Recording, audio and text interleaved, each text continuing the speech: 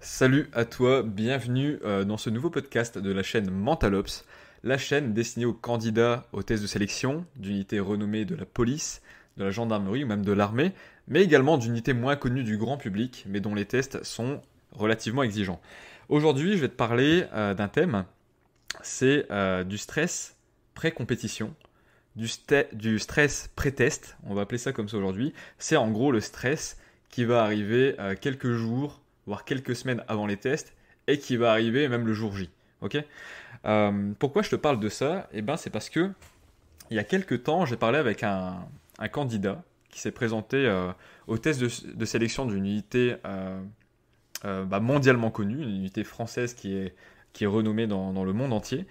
Et en fait, il m'avait partagé qu'en fait, lui s'était préparé correctement, d'après lui. Il avait un peu mis de côté l'aspect mental. Et en fait, le jour où il a franchi l'enceinte de cette unité, où il est arrivé sur le lieu des tests, où il a commencé à voir le logo de l'unité, les cuissons, etc., les observateurs, les instructeurs, en gros tout l'environnement de l'unité, il a commencé à ressentir un grand stress qu'il n'avait pas vraiment ressenti dans la préparation. Mais en tout cas, voilà, juste avant les tests, en arrivant là-bas, et après, avant les épreuves, etc., il a eu cette pression. Et du coup, ça me semblait important de faire cet audio aujourd'hui, parce que on a beau être hyper prêt physiquement, on a beau avoir pris un programme de préparation physique, avoir fait des WOD, être bon en pompe, être bon en traction, être bon à la corde, être bon dans plein de trucs. On a beau avoir travaillé parfois la rusticité, avoir travaillé plein de trucs, avoir bossé la théorie, avoir appris toute l'histoire de l'unité, l'armement, etc. À un moment donné, si en fait vous n'avez pas vraiment fait ce travail sur la dimension mentale, il y a des personnes qui émotionnellement ont des capacités déjà plus fortes, par exemple dans la gestion du stress, etc. Mais il y a d'autres personnes, et je pense que c'est même plutôt une majorité, et dans des situations nouvelles, euh, dans des situations où vous allez être observé, dans des situations où vous allez être, on va vous enlever en fait des ressources, où vous allez être dans le froid, dans le noir, dans la lacrymogène, où vous allez être, voilà, où vous allez être mis dans des conditions difficiles ou dans des conditions nouvelles que vous ne connaissez pas, où on va vous poser une question inattendue. Vous pouvez être stressé. Vous pouvez ressentir du stress et du coup perdre votre lucidité, perdre vos moyens. Et ça, c'est le pire truc qui peut vous arriver. Parce que il y a, il y a, je trouve qu'il n'y a pas autre chose qui me fait plus mal au cœur que le fait d'avoir quelqu'un qui s'est préparé durement physiquement pendant un an, voire un an et demi, qui a acheté énormément de matériel, que ça lui a coûté énormément d'argent. Euh, des sacs à dos, des tenues, des rangers, tout l'attirail vraiment pour réussir les tests, qui a révisé pendant des heures l'histoire, etc., la théorie sur l'unité, etc., et qui, pour une question d'émotion, rate ses tests alors qu'il aurait pu, euh, pour pas des très très grosses sommes non plus, se préparer mentalement euh, pour savoir gérer son stress, euh, avoir des outils qui auraient pu vraiment l'aider à réussir les tests, et qu'il échoue à cause de ça. Franchement, c'est quelque chose qui me fait mal au cœur.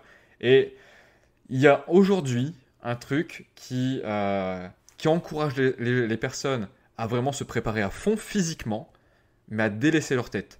Alors que je regarde beaucoup de contenu sur YouTube, notamment avec d'anciens opérationnels, et notamment j'avais écouté une interview d'un ancien négociateur d'une unité mondialement connue, encore pour pas dire le nom, et celui-ci elle disait bien que voilà l'aspect psychologique, la préparation psychologique était vraiment, dans ce type d'unité, vraiment autant importante que la préparation physique. Et aujourd'hui, là, c'est un petit peu un coup de gueule que je mets comme ça, c'est que ne délaissez pas cette dimension parce que c'est vraiment important.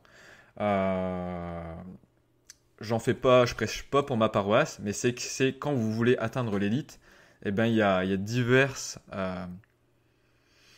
diverses caractéristiques qu'il faut travailler, et le mental, le physique, l'aspect théorique, l'aspect de la gestuelle tactique. Pour arriver dans de ce type d'unité, il faut travailler l'ensemble. Il faut pas en laisser un.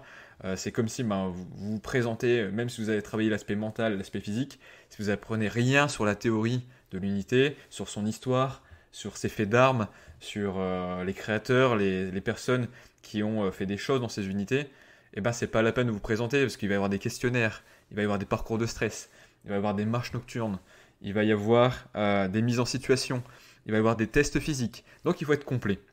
À la différence d'un athlète qui va préparer le 100 mètres, vous devez préparer tout un ensemble. Vous devez être bon en escalade pour certains tests, vous devez être bon en course d'orientation, vous devez être bon en natation, vous devez être bon dans plein de trucs. Ok.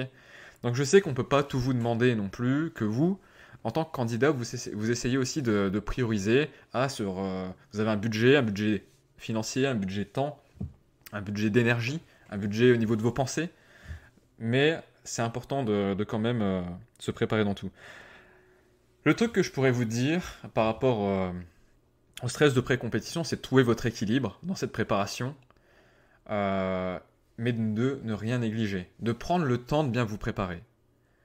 Si c'est un rêve, c'est quelque chose qui est important pour vous de rentrer dans ce type d'unité, voilà, que ce soit une unité vraiment mondialement connue ou pas, une unité intermédiaire, il faut vous préparer et en même temps, ce qui est chouette, c'est que si vous prenez le temps, ça vous fixe un objectif à moyen terme, à long terme, c'est motivant. Et il s'avère que souvent, le trajet pour aller vers l'objectif est encore plus génial que l'atteinte de l'objectif lui-même. Donc voilà, c'est simplement ce que je voulais vous partager aujourd'hui par rapport au pré-stress. C'est vraiment de trouver votre équilibre dans votre préparation, mais de rien laisser tomber. Si vous voulez en savoir plus sur les accompagnements en préparation mentale que je propose, n'hésitez pas à cliquer sur le lien qui sera sous cette vidéo pour arriver sur notre site. Comme je dis, c'est vraiment... c'est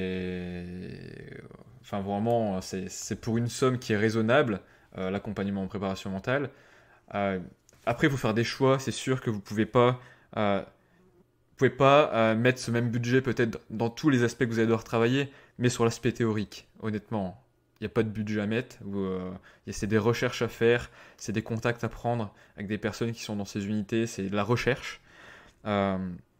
Sur l'aspect de la gestuelle tactique, honnêtement, il n'y a rien non plus à payer.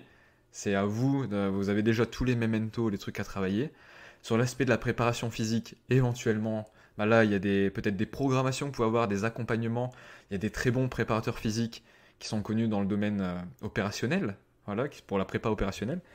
D'ailleurs, vous pouvez également regarder, j'ai fait un article sur mon site qui parle un peu des principaux acteurs dans ce domaine-là.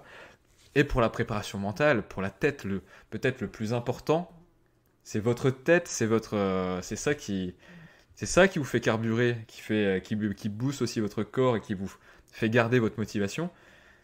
Il y a beaucoup trop de personnes qui n'investissent pas dans ça. Donc, voilà, il y a plein de manières d'investir dans ça, des livres, des accompagnements qu'on propose, plein de choses. Mais voilà. Je voulais juste vous partager ça aujourd'hui.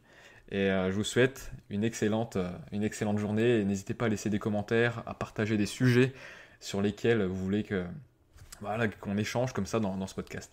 Allez, à très vite. Salut.